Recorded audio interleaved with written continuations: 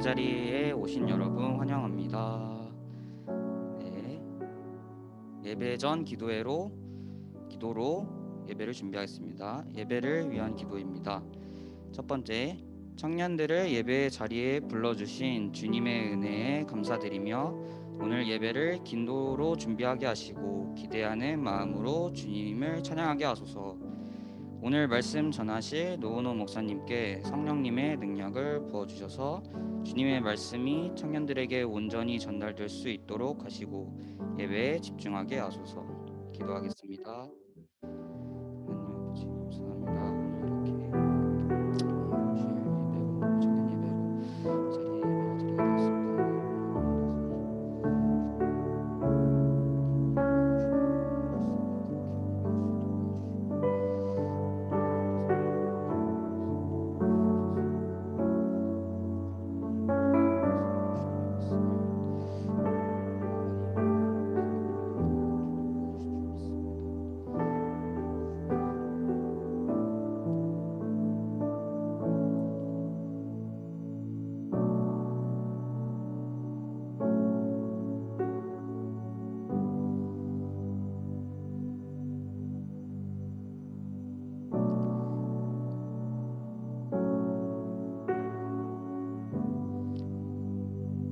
두 번째 기도 제목입니다.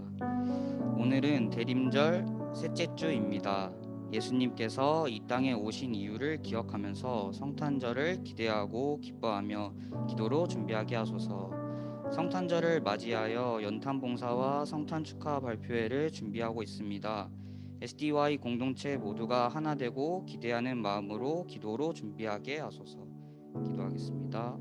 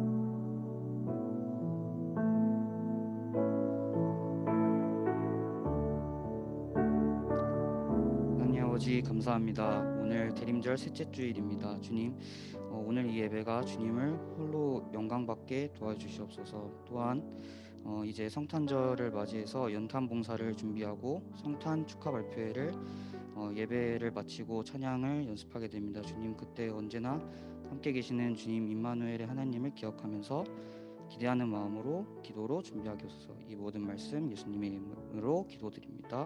아멘.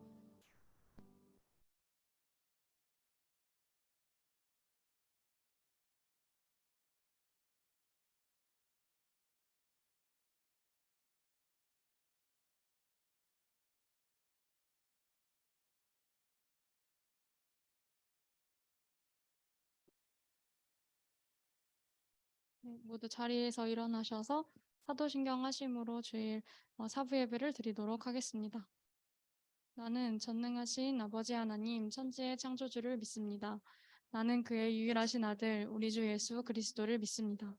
그는 성령으로 잉태되어 동정녀 마리아에게서 나시고 본디오 빌라도에게 고난을 받아 십자가에 못 박혀 죽으시고 장사된 지 사흘 만에 죽은 자 가운데서 다시 살아나셨으며 하늘에 오르시어 전능하신 아버지 하나님 우편에 앉아 계시다가 거기로부터 살아있는 자와 죽은 자를 심판하러 오십니다. 나는 성령을 믿으며 거룩한 공교회와 성도의 교제와 죄를 용서받는 것과 몸의 부활과 영생을 믿습니다. 아멘.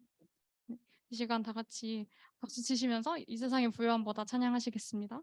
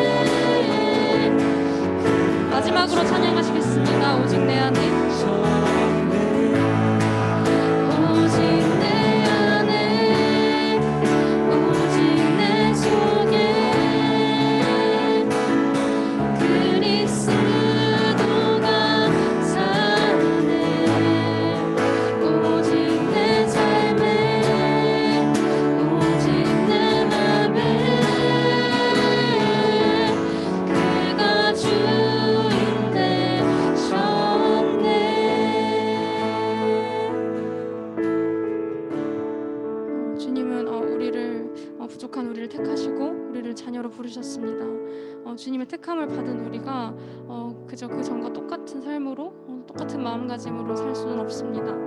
이 시간 기도하실 때 우리가 주님 안에서 주님을 택함을 받은 자녀로서 살 때 다른 삶을 살게 해달라고 그렇게 결단하면서 또 주님의 은혜를 구하면서 나아가도록 하겠습니다.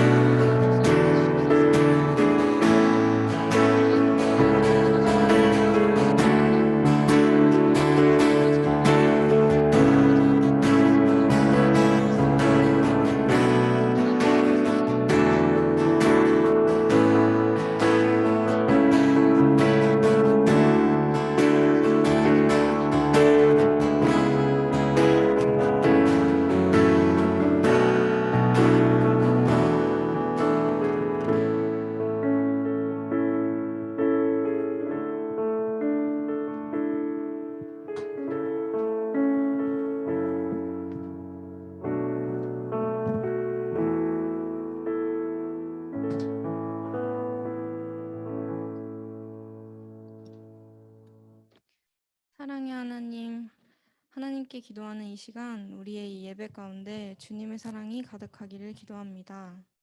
하나님, 문제보다 크신 우리의 하나님, 항상 부족한 저희들은 하나님을 전적으로 믿고 나아가는 데에 여전히 두려움이 많습니다. 세상의 모든 답에는 오류와 한계가 있지만 하나님께서 우리 각자에게 보여주실 답들은 언제나 완전할 거라는 믿음을 허락해 주세요. 세상 속에서 살아가는 나의 모습이 참으로 부끄럽습니다. 작은 일에 감사하기보다는 크게 불평불만을 했고 주님 뜻대로 살지 못하고 내 멋대로 판단하고 행동했습니다. 주님 닮기 원한다는 고백이 부끄러울 만큼 부족하게 살았습니다. 하나님을 믿지 않는 사람들은 나를 보며 하나님을 보게 될 텐데 세상 사람들이 욕하는 교회의 모습을 제가 보이진 않았는지, 내가 하나님의 이름을 부끄럽게 하지 않았는지 이 시간 깊게 반성합니다. 주님, 저희가 주일에 교회에 앉아만 있다가 가는 크리스찬이 아닌 삶 속에서 주님을 찬양하고 감사하고 기도하는 삶을 살아가는 우리 SDY가 되게 해주세요.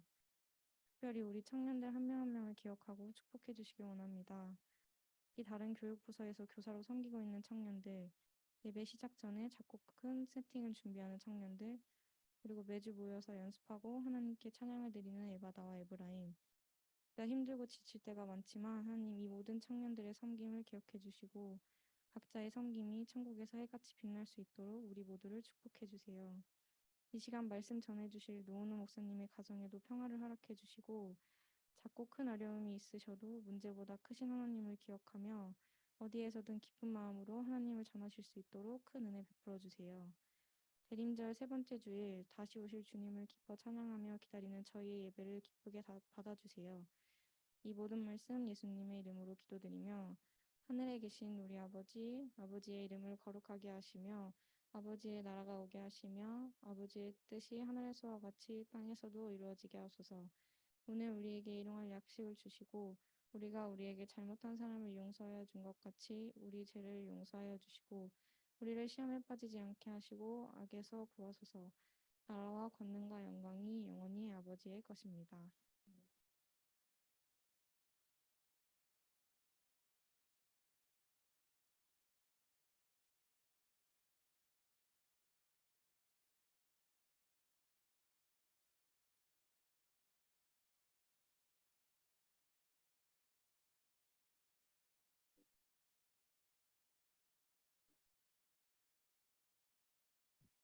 함께 봉헌 찬양 들으시면서 봉헌하도록 하겠습니다.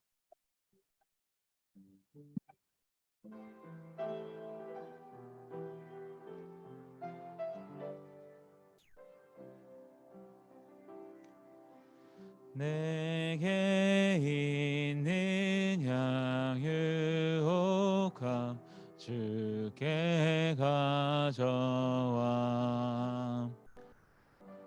그 발 위 위에 입맞추고 깨드립니다.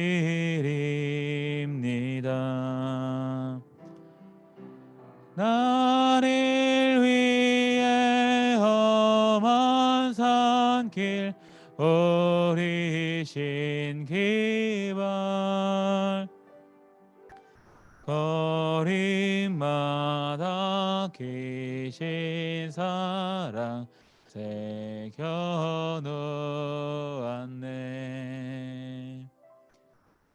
드려진 예물을 위해서 함께 기도하겠습니다. 하나님 아버지 감사합니다. 오늘 우리를 이 자리에 부르시고 예배할 수 있게 하심에 감사드립니다. 우리가 예물을 가지고 이 앞에 섭니다. 하나님께 드릴 수 있게 하심에 감사드립니다. 우리에게 주어진 모든 것이 하나님께로부터 온 것임을 다시금 기억합니다. 매일의 삶의 순간순간마다 하나님의 은혜를 늘 기억하게 하시고, 그래서 내가 낫다고 여기기보다는 하나님의 은혜를 늘 기억하고 겸손한 자세로 삶을 살아갈 수 있도록 인도하여 주옵소서. 오늘 예배 시간 가운데 함께 하셔서 우리에게 말씀하시는 것을 듣게 하시고, 또 한 주간의 삶이 하나님과 늘 동행하는 삶 될 수 있도록 도우시옵소서. 감사드리며 예수님의 이름으로 기도하옵나이다. 아멘.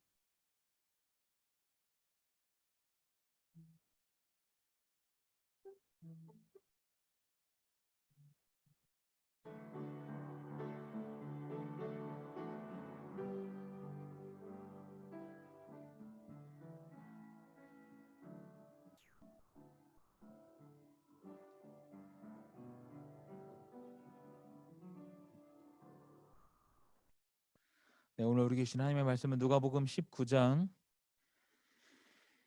8절에서 10절입니다. 누가복음 19장 8절에서 10절.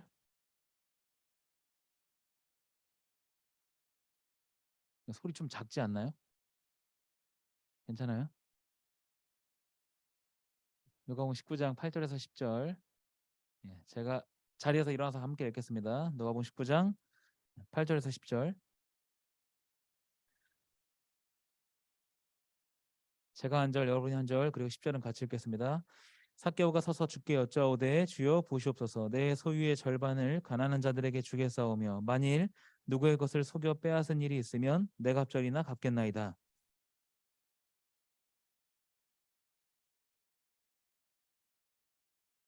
같이 읽겠습니다. 인자가 온 것은 잃어버린 자를 찾아 구원하려 함이니라. 아멘. 이 시간 에브라임 찬양대 찬양이 있겠습니다.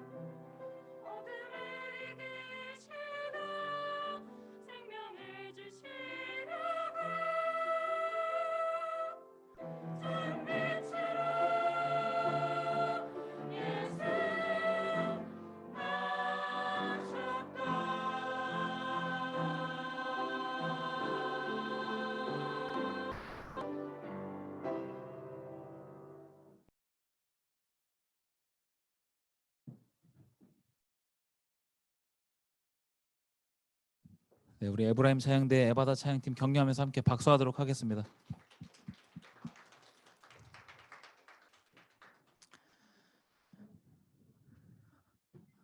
네, 다 앉으시면 시작하겠습니다. 오늘 이제 누가복음 본문으로 저희가 이제 계속 말씀을 나누고 있는데요. 두 주인 세 번째 시간입니다. 대림절 이제 첫 번째 주일부터 두 주인이라는 제목으로 말씀을 나누고 있고요. 하나님과 재물, 여기서 말하는 두 주인이란 하나님과 재물이죠. 대림절에 좋은 이야기를 할 것도 많이 있지만 왜 하필 돈 이야기인가? 그 이유는 우리의 삶에 그만큼 강력한 영향을 미치는 것이기 때문에 좀 저희가 함께 다루고 있습니다.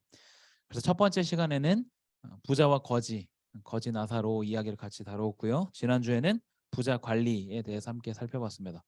오늘 함께 나눌 본문은 부자의 대명사 세리장 삭개오입니다. 삭개오 이야기를 모르시는 분은 계시지 않을 거라 생각이 돼요. 오늘 이 본문을 통해서 한번 내용을 한번 살펴보려고 하는데요. 누가복음 19장 본문을 좀 같이 한번 보도록 하겠습니다. 예수님께서 공생의 사역을 하는 동안 다양한 장소에서 말씀을 많이 하셨는데요. 오늘의 배경은 여리고입니다.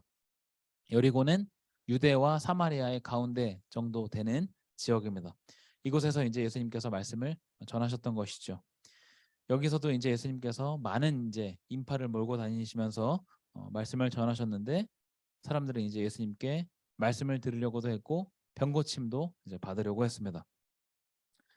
이렇게 예수님께 모여드는 사람 중에 삭개오가 있었습니다. 오늘 본문은 이 사람을 세리장 그리고 부자라고 소개합니다. 신약 성경에서 부자라고 소개하는 실존 인물이 딱 3명 있습니다. 실존 인물이 부자 실존 인물이 딱 3명밖에 나오지 않는데 첫 번째는 아리마대 사람 요셉이고요. 두 번째 사람은 지난주에 살펴봤던 부자 관리, 그리고 마지막 세 번째가 오늘 본문에 등장하는 삭개오입니다. 이렇게 3명밖에 등장하지 않는 것은 여러 가지 이유가 있겠지만 뭐 그만큼 부유하다라는 의미일 수도 있고 아니면 또 부에 대한 상징적인 인물이다라는 것을 이야기할 수도 있습니다. 어찌됐건 삭개오는 굉장한 부자였다라는 걸 알 수가 있고 이 사람은 세리장이었다라고 본문에서 소개하고 있습니다. 세리라는 그 직업 자체가 로마 당국과 세금 징수 계약을 맺은 청부업자를 이야기합니다. 그러니까 나라에서 정한 세금 외에 부가적인 세금을 추가적으로 더 걷어들이는 일을 자행했고요. 그것으로 본인들의 부를 축적했습니다. 게다가 세리장이라는 것은 다른 세리와는 다르게 징세권을 갖고 있는 사람, 또 다른 세리들을 고용할 수 있는 사람을 세리장이라고 말합니다. 한마디로 다른 세리들보다 훨씬 더 부패하고 훨씬 더 부유했다라는 것을 알 수 있습니다. 이렇게 세리들은 동족들의 세금을 필요 이상으로 걷어들여서 로마에도 바치고 자신의 배를 불리는 일도 했기 때문에 마치 이제 우리나라 일제강점기의 친일파 정도로 비유할 수 있습니다. 그래서 유대인들은 이 세리들을 보고 치를 떨 수밖에 없었던 것이죠. 이러한 사람이 삭개오입니다. 부자는 부자이지만 동족들을 궁핍에 몰아가면서 부를 손에 넣은 사람. 그런데 이 사람이 예수님을 보려고 했습니다. 그런데 키가 작았죠. 그래서 돌무화과 나무, 일명 무화과 뽕나무라고도 하는 나무에 오릅니다. 사진을 한번 보여주시겠어요? 여러분 이 사진 뭔가 혹시 익숙하지 않으신가요? 처음 봐요? 예. 작년에 제가 이 본문으로 설교하면서 여러분에게 보여드린 사진입니다. 이 사진은요 돌무화과 나무 실제 사진이고요. 어느 정도 크기가 되는지 가늠하기가 좀 어려울 수 있기 때문에 다음 사진 보여주시면 혹시 이거 기억나시는 분? 예. 그래서 대략 돌무화과 나무의 크기가 어느 정도 됐는가를 좀 예측해 볼 수 있을 거라 생각이 됩니다. 돌무화과 나무는요 당시 팔레스타인 지방에서 목재로 많이 사용이 됐고요. 무화과 열매와 비슷한 열매도 많이 열렸습니다. 그런데 이제 단맛이 강하지 않기 때문에 가축 사료로 많이 사용이 됐고 주로 이제 그 시대에 가난한 사람들이 즐겨 먹는 열매로도 알려져 있습니다. 방금 보신 사진처럼 이 정도 크기가 된다면 누가 올라갈 만하고 올라간다고 한들 인파가 굉장히 많이 있다면 쉽게 눈에 띄지 않을 것 같기도 합니다. 당시 사람들이 굉장히 많이 모였고요. 삭개오는 군중을 피해서 이 돌무화과 나무에 올라갔습니다. 그런데 예수님은 그곳에 이르셨을 때 삭개오를 주목해서 보고 말씀하시는 거죠. 누가복음 19장 5절입니다. 같이 한번 보겠습니다. 네, 같이 한번 읽어보겠습니다. 시작. 예수께서 그곳에 이르사 쳐다보시고 이르시되 삭개오야 속히 내려오라. 내가 오늘 내 집에 유하여야 하겠다 하시니. 예수님의 이 말씀에 두 가지 놀라운 점이 있습니다. 첫 번째는 뭘까요? 삭개오의 이름을 알고 계시다는 것. 두 번째는 세리인 삭개오와 교제하겠다. 내가 너와 교제하겠다라고 말씀하시는 부분입니다. 본문은 물론 예수님께서 어떻게 이 삭개오의 이름을 알고 계시는가에 대해서는 침묵하고 있어서 왜 어떻게 아셨는가에 대한 답을 찾을 수는 없지만 삭개오의 입장에서 이것은 굉장히 예수님에 대한 인식을 새롭게 할 만한 점이라고 볼 수 있습니다. 그런데 여기서 끝나는 것이 아니라 예수님께서 이렇게 말씀하시는 거죠. 내가 오늘 너의 집에 머물겠다. 내가 너와 교제하겠다. 내가 너와 함께 하겠다. 라고 말씀하십니다. 방금 전에도 저희가 살펴본 것처럼 당시 세리에 대한 인식이 좋지 않았죠. 좋지 않을 뿐 아니라 경멸의 대상이었습니다. 당연히 유대인들은 세리들과 상종하지 않았습니다. 그런데 예수님은 그 인식을 깨고 삭개오와 어울려서 내가 너와 함께 먹고 마시겠다라고 말씀하고 계십니다. 사람들의 반응은 좋지 않았고요. 그래서 7절에서 이렇게 이야기합니다. 한번 보여주세요. 같이 한번 읽겠습니다. 시작. 무사람이 보고 수군거려 이르되 저가 죄인의 집에 유하러 들어갔도다 하더라. 사람들은 삭개오를 죄인이라고 말합니다. 삭개오의 집에 들어갔다라고 말하는 게 아니라 죄인의 집에 들어갔다라고 이야기하죠. 그만큼 당시 세리들에 대한 인식을 엿볼 수 있는 부분입니다. 세리는 곧 죄인이라는 이 등식이 성립했던 거죠. 예수님이 이렇게 분란을 막 만들고서 삭개오의 집으로 들어가십니다. 그런데 이 삭개오의 반응이 굉장히 의외죠. 삭개오가 뭐라고 하냐면 자신의 재산에서 절반을 가난한 사람에게 주겠다라고 이야기하고요. 속여서 빼앗은 것은 4배로 갚겠다라고 말합니다. 이 사람이 어떤 세리장이었는가는 잘 알 수 없지만 이 사람이 가담한 일, 그것이 자이든 타이든 그에 맞는 합당한 대가를 치르겠다라고 말하고 있습니다. 여기까지 보고 나면 굉장히 당황스러운 부분이 있죠. 어떤 부분이 그런가? 예수님께서 삭개오에 대해서 아무런 이야기도 하지 않으셨기 때문입니다. 그저 삭개오의 이름을 불렀을 뿐이고 같이 이제 교제했을 뿐인데 삭개오의 입에서 이러한 말들이 튀어나왔습니다.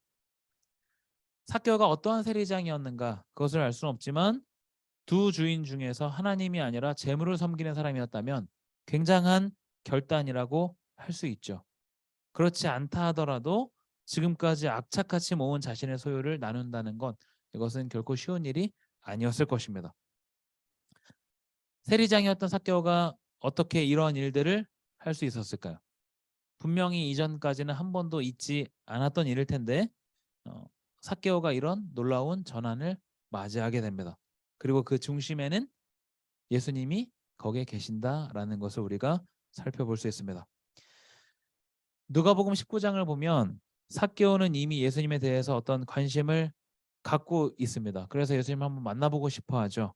그리고 예수님을 만난 사건으로 인해서 중대한 전환점을 그의 인생에 맞이하게 됩니다. 그런데 우리가 생각해 볼 것이 있는데 예수님을 만났다고 해서 모두가 이런 전환을 맞이하는 것은 아니란 사실입니다. 지난주에 저희가 같이 말씀을 나눈 것처럼 누가복음 18장에 등장하는 부자 관리는 예수님을 만났고 예수님께서 제자로 부르셨지만 삭개오와 같은 변화가 있지는 않았습니다. 누가복음 18장에 등장하는 부자 관리 그리고 오늘 본문에 나오는 삭개오는 공통점이 있죠. 두 사람 다 누가복음에 등장하는 실존 인물 중에 부자라는 사실이고요. 또 둘 다 예수님에 대한 관심을 갖고 있었습니다. 그래서 이 부자 관리도 순수한 마음을 가지고 예수님께 와서 영생에 대해서 질문을 했었죠. 그런데 중요한 차이점이 있습니다. 뭐냐? 이 부자 관리는 예수님을 만나고 나서 근심했고 삭개오는 예수님을 만나고 우리 본문에 함께 읽은 것처럼 구원을 얻게 됩니다. 둘 다 부자였는데 이런 차이가 발생하는 이유는 무엇일까요? 왜 부자 관리는 예수님을 만나고 근심하고 삭개오는 왜 거기에 대해서 구원을 얻게 되었는가? 이 질문에는 약간의 함정이 있습니다. 차이가 발생하는 이유를 물어본다면 우리는 그 사람들에게 초점을 맞추죠. 그래서 마치 이제 이 부자 관리와 사개오가 처음부터 질적인 차이가 있는 것처럼 생각을 하게 됩니다. 사실 이 두 사람의 차이는 없습니다. 두 사람이 어떤 이유가 있어서 차이를 보였다기보다 단순한 믿음의 반응에서 오는 차이가 있었을 뿐입니다. 이 말은 사개오가 더 믿음이 좋다라는 것이 아니라 사개오가 단순히 말씀에 반응했다라는 의미입니다. 그러면 단순히 말씀에 반응하는 것이 믿음이 좋다는 말이 아니냐라고 물어본다면 그럴 수도 있고 아닐 수도 있습니다.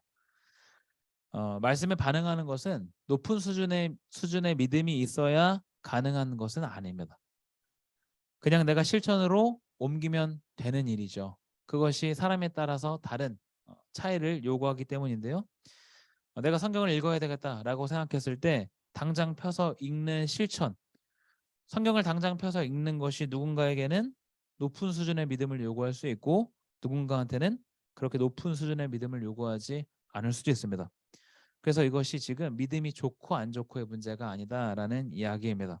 그것이 아니라 반응의 문제이고 이것은 누구나 다 가능하다라는 걸 이야기합니다.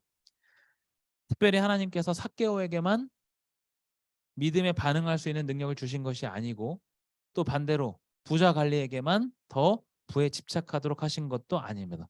그들 스스로가 이런 결과를 만들어냈던 것이죠.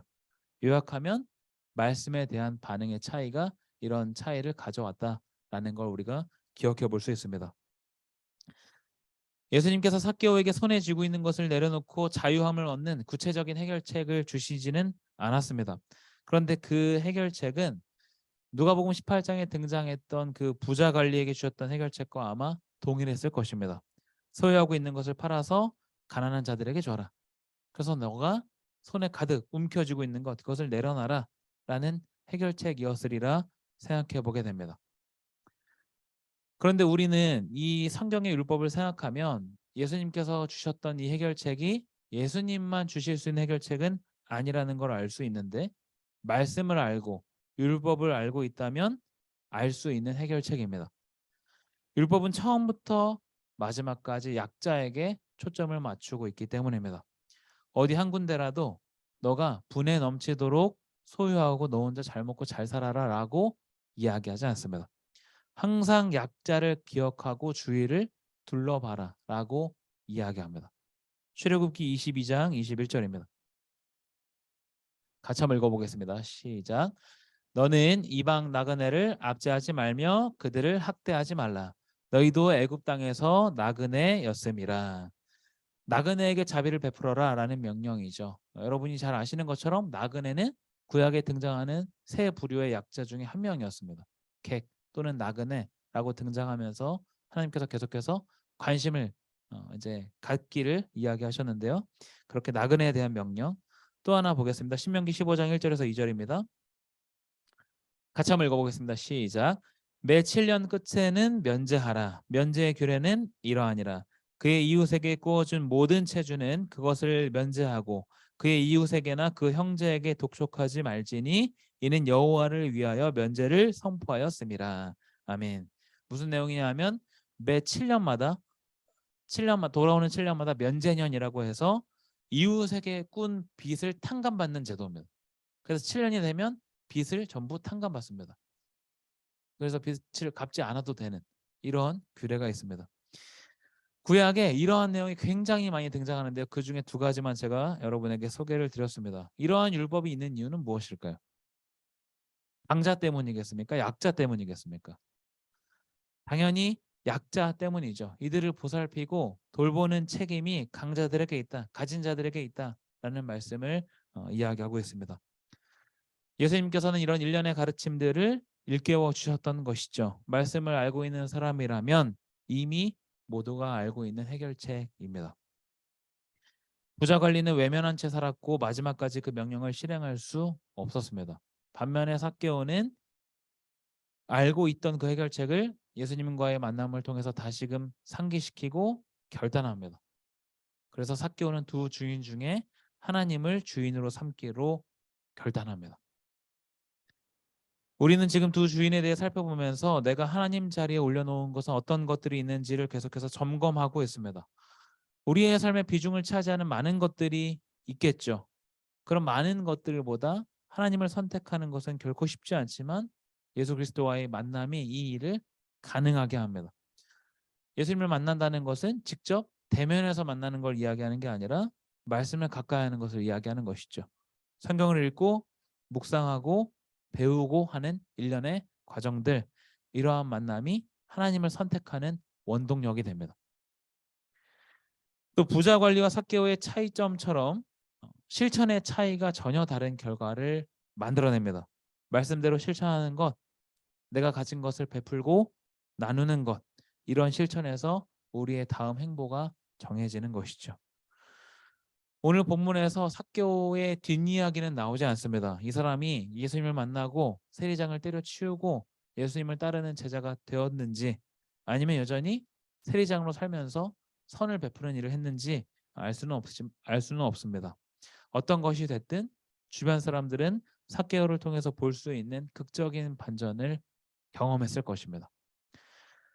하나님께서 우리를 부르신 부르심은 그것과 같습니다. 우리 각자에게 주어진 재능과 역량을 통해서 더 많은 사람들에게 선을 미치는 것, 그것이 하나님의 부르심입니다. 하나님을 선택하는 일은 예수 그리스도와의 만남 그리고 말씀의 실천으로 가능합니다. 말씀 앞에 서 있는 우리 개개인이 하나님 자리에 올려두었던 것들을 내려놓는 은혜가 있기를 바랍니다. 또 나에게 맡기신 사명대로 나보다는 남을 위해서 살아가는 그런 시도를 해보는 한 주가 되기를 간절히 소망합니다. 함께 기도하겠습니다. 하나님 아버지 감사합니다. 이 시간 누가복음 19장의 말씀을 통해서 우리에게 주신 말씀을 다시금 돌아봅니다. 세리장 삭개오가 하나님을 주인으로 섬기기로 선택했던 것을 돌아보면서 내 안에 중심을 차지하고 있는 많은 것들 중에 하나님, 그런 것들을 내려놓고 하나님을 선택하기로 우리도 결단하고 다짐합니다. 우리의 삶 가운데 함께 하셔서 삶의 많은 과정 가운데 하나님을 선택하는 일, 하나님을 향해서 나아가는 우리의 삶의 걸음 될 수 있도록 인도하여 주옵소서. 감사드리며 예수님의 이름으로 기도하옵나이다. 아멘. 모두 자리에서 일어나셔서 주의 찬양 찬양하겠습니다.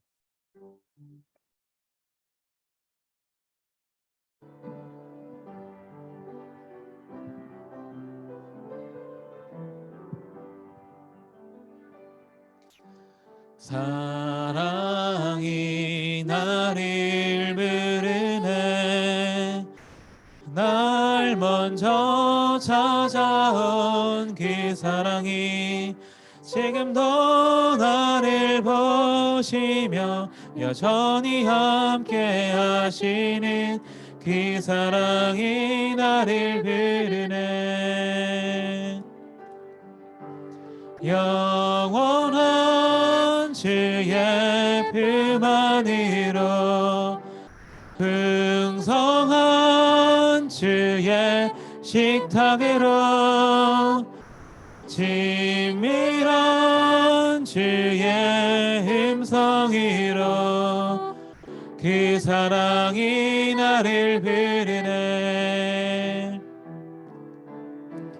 영원한 주의 품 안으로 풍성한 주의 식탁으로 친밀한 주의 음성으로 그 사랑이 나를 부르네.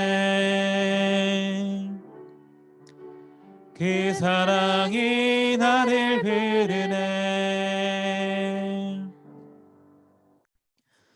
이제는 우리 주 예수 그리스도의 은혜와 하나님의 사랑과 성령의 교통하심이 하나님 한 분을 주인으로 섬기기로 결단하고 다짐하는 청년들 위해, 그들의 삶 위에 이제부터 영원토록 함께하옵시기를 간절히 축원하옵나이다.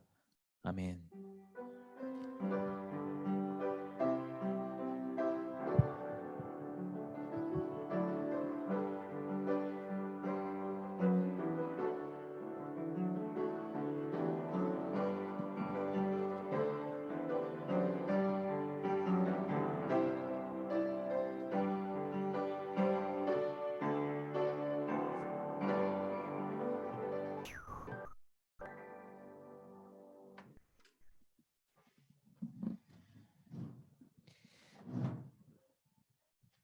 네, 예배에 나오신 모든 여러분들 환영합니다. 네, 오늘 처음 나오신 분은 제가 보기에는 안 계셨던 것 같아요. 그래서 네, 다음 넘겨주시면 감사드릴게요. 네, 연탄맞이 광고 계속하고 있습니다. 네, 저희 봉사자 그리고 후원자분들 각자 모집하고 있고요. 혹시 23일 금요일 오후에 연탄봉사 궁금했었다, 어떤 건지 궁금했다, 한번 해보고 싶었다 하시는 분 계시면은 저한테 개인톡으로 주시면은 제가 따로 카톡방을 파도록 하겠습니다. 많은 참여 부탁드립니다, 여러분들. 네, 네, 성탄 축하 발표회 지난번에 저희 연습하고 있죠. 네, 오늘 끝나고도 같이 연습할게요. 그 지난주에 처음 발표했었죠. 저희 다음 동아리 목장 체제가 아니라 동아리 체제로 이제 운영을 할 예정인데요. 그거에 대한 수요 조사를 다음 주에 진행을 합니다. 그래서 예배 마치고 광고 시간에 한 5분 정도에서 10분 정도 폼 이용해서 할 거니까요. 얼추 폼은 지금 정해졌는데 생각 미리 해오시라고 1지망, 2지망, 3지망 정도로 해서 쓰실 거예요. 그래서 저희가 카테고리 분류화해서 실제로 이제 개설하는 것까지는 저희가 좀 작업을 하겠습니다. 네. 그리고 오늘 구호하기 전에 그 목사님께서 어, 말씀 주실 사항이 있어서 네, 같이 좀 듣고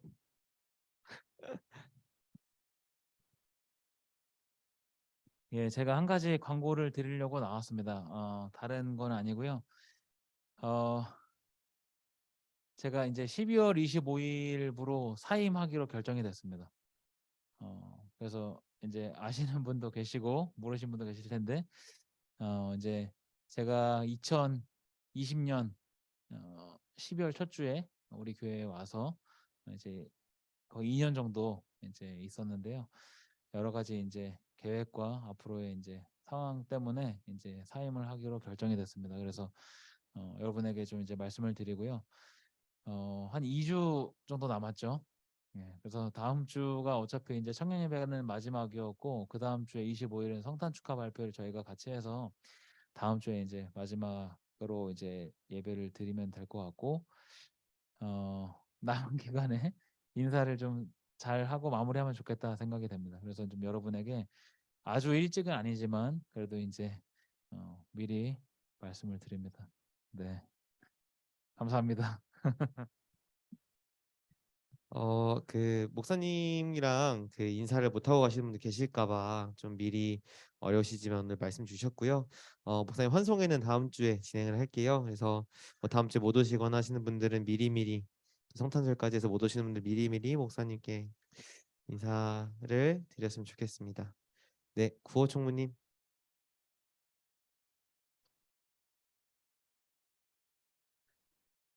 준비. 그리스도인 삶의 예배를 드리리. 아멘.